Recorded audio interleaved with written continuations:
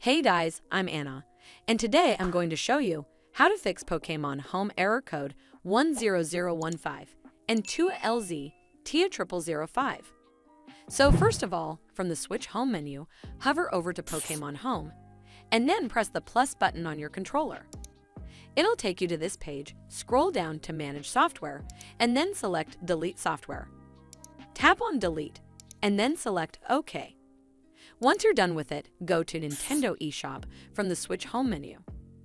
Then in the search bar, type in Pokémon Home and hit Accept. Tap here on the game, and then select Redownload. Tap OK. Press the Home button on your controller to get back to the main menu, and then wait for the download to finish.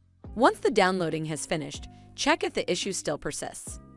But if you still encounter this issue, then you need to delete your saved data.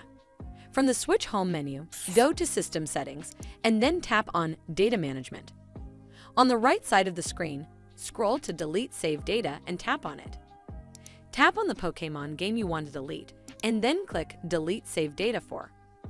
A final warning will appear, click Delete Saved Data, and then tap OK.